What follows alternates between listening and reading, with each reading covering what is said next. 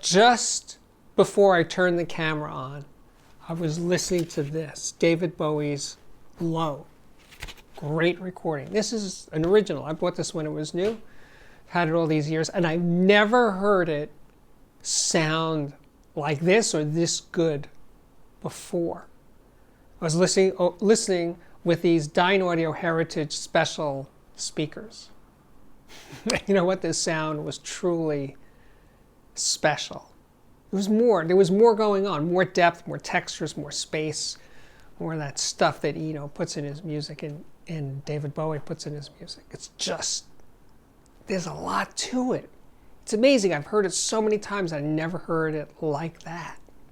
But the speakers, the Dynaudio speakers, these are a limited edition speaker, limited to 2,500 pair, handcrafted. They emphasize that in the press release. Handcrafted in Denmark. The drivers are made totally in-house. There's no off-the-shelf parts of it coming from other companies. No, Dynaudio makes their own stuff. But this is a special speaker for them. The cabinet is finished in this wonderful American walnut veneer. That's the only available finish, by the way. And I think it's just stunning. Really, really beautiful. Now, the box itself is a very plain, flat-sided box. There's nothing fancy going on in the box. Matter of fact, it's a tad understated, really. But that just like, that's part of the charm. It's good to be timeless. It's not going to look like, oh, I remember those speakers from the 2000s. No, it just has a look that just says, I am a speaker. That's what I am. I'm here to make music. And it does that incredibly well. When you look around the back, you see that huge port and those jewelry grade binding posts. Just everything about it speaks elegance, quality, craftsmanship.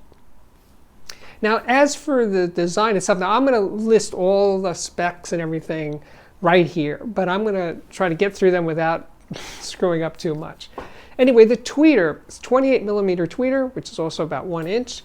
It's an Esitar 3. It's Dynaudio's best tweeter.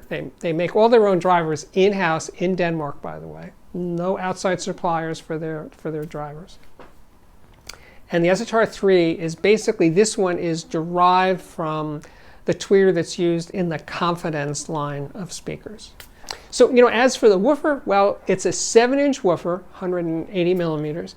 It looks like a lot of other Dynaudio woofers, but it's actually, a deeper look inside, it sort of bears some relationship to the flagship Evidence Platinum speaker, except that the one here in the Heritage Special has an upgraded voice coil, upgraded spider, upgraded magnet structure. There's a lot going on here. Again, it looks pretty straight ahead, but it's top shelf woofer there. But you know, I can go on. Oh, the impedance is 4 ohms. That's an important number. It seems like this speaker wants a powerful amp to bring out its best. So let's take a look inside the speaker.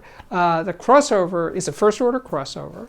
The capacitors are Muldorf Evo oil caps. The internal wiring is by Vandenhull. It's just really well done. You know, it looks so plain, but its potential was evident right from the get-go. First of all, it is a seriously transparent speaker. You just hear into the recordings. It just happens. You didn't have to do anything. You just turn it on, there it is. No fuss. The setup was no fuss and no muss, right? Just popped them on the stands, no toe in the usual spots for stand mount speakers in this part of the room, and I had great sound. Massively transparent, great imaging, open, focused, precise, but the tone, the sound of vocals over the speaker was just, yes, I was completely in. Sign me up. This is a whole other level of sound from Dynaudio.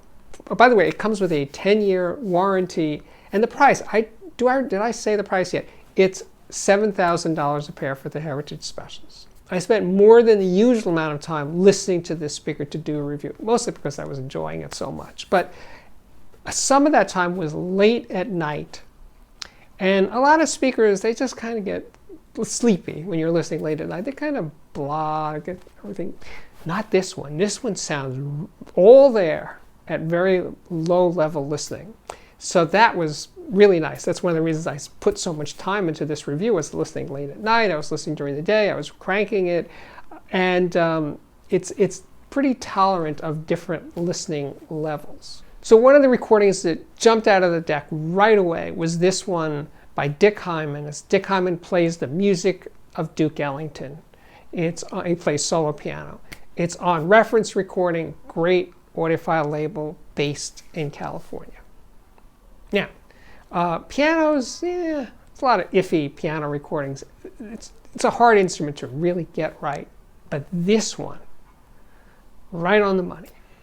First of all, the tone, piano tone, is so complex, the harmonics, the attack, the decay, but this one, because Dick Hyman, who's an incredible musician, it is all about his touch and his phrasing, and it just comes through so beautifully formed over the speaker.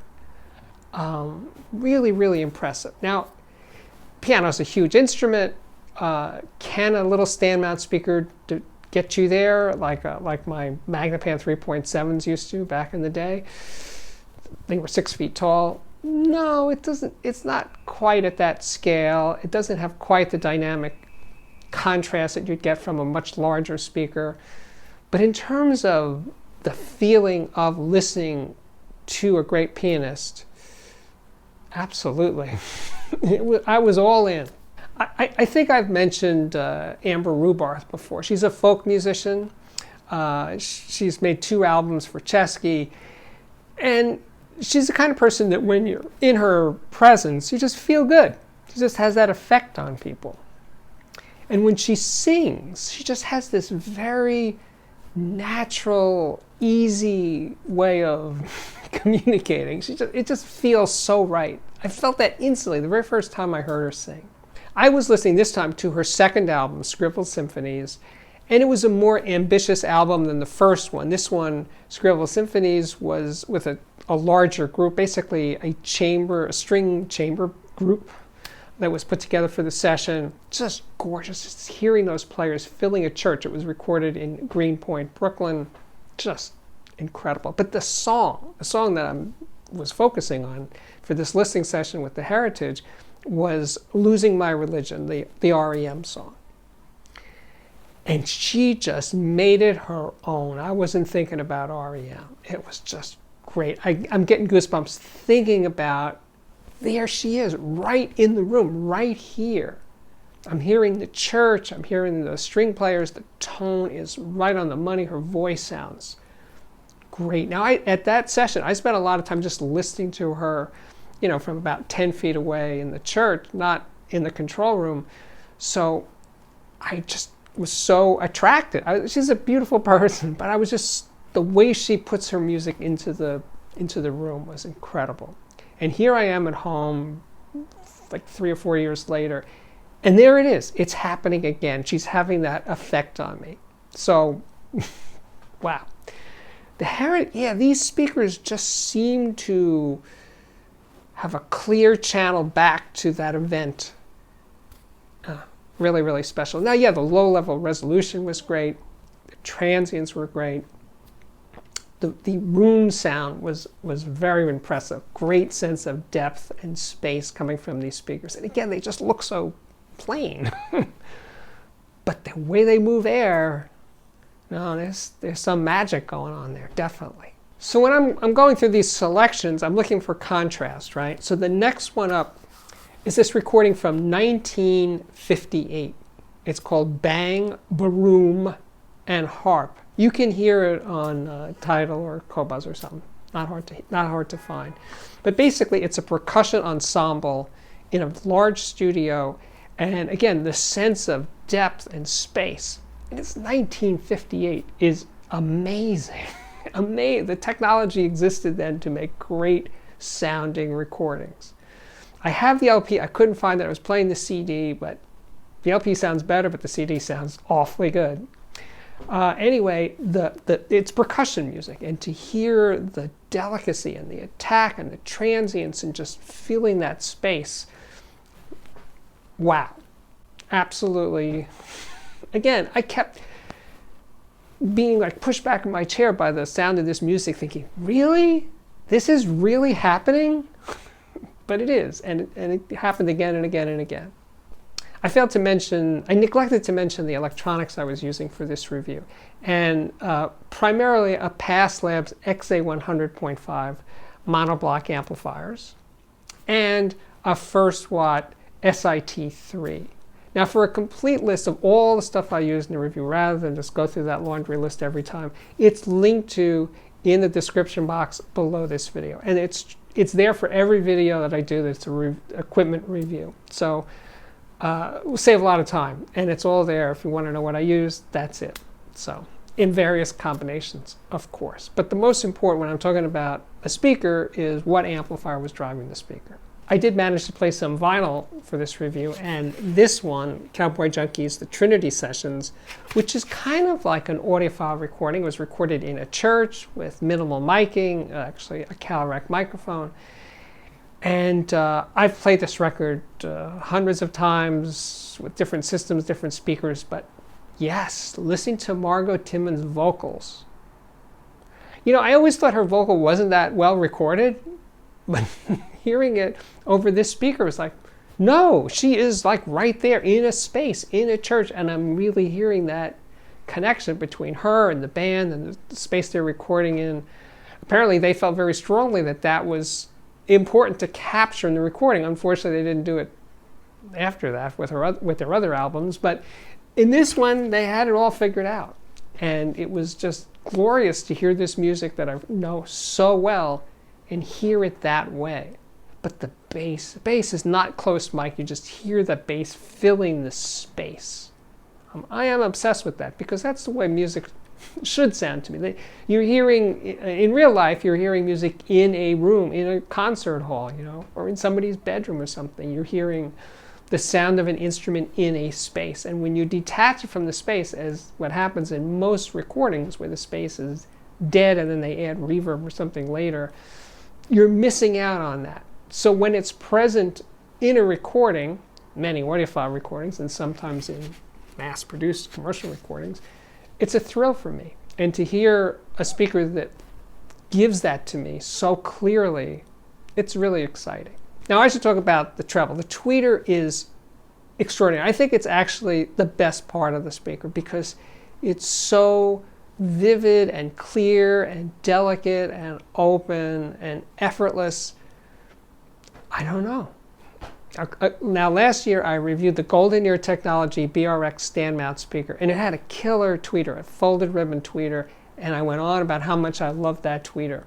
But that tweeter in the BRX, in the Golden Ear speaker, was more of an exciting, like look at me, look at all this detail kind of sound. This one in the Dynaudio Heritage Special is more laid back generally. The speaker, well, it speaks with one voice. I'm not aware of the tweeter and the woofer mid-range sounding separate. No, it's just one coherent sound. Now, Dynaudio claims that the Heritage Special goes down to about 42 hertz. That's the minus 3 dB point. I don't know if I was getting that low, but it goes plenty low for a speaker of this size. But I do have a subwoofer here because I'm reviewing it. It's the KEF KC62. Tiny guy, about 10-inch cube, but it's really fast and really deep. Great little sub. And I put the two together, the KC62 and the Heritage Special, and they made beautiful music together. Super easy to make the blend. I was crossing over really low at like 50 hertz or so. No problem, just great. And you know, it was one of those things, the blend was so good, I wasn't even aware it was on most of the time. It's like, I had to go over and check. Like, did I turn it? Oh yeah, it's on. But it's just never called attention to itself. And that is the key to using a subwoofer is you should be aware of the sound coming from the subwoofer. It should appear that all the bass is coming from the main speakers. And making that happen with this pairing was super easy. So anyway, success. But you know, I never felt a need to add the sub. It's not like this speaker is at all bass shy. But if you really are into EDM or you want to shake the room, yeah, you should probably get a sub. And this KC62, especially if you need a really tiny sub, would be a great place to start. Anyway, as you can tell, I had a great time reviewing this speaker. The Dynaudio Heritage Special is a keeper. So if you're looking for a very high-end stand mount speaker for medium-sized to small rooms, this one definitely deserves your attention. So there you have it. My name is Steve Guttenberg. This is, without a doubt, the Audiophiliac Daily Show. Right now coming to you every other day, which equals 4 times a week. If you don't want to miss an episode, please consider subscribing to this YouTube channel if you have already subscribed. Thank you so much for doing that. More than 170,000 audiophiles from all over the world have already done that. So if you're one of that very large group, yes, thank you. If you haven't joined us yet, come on in, please sign up. And when you do, hit that little notification bell thingy so you'll be notified every time there's an amazing new episode.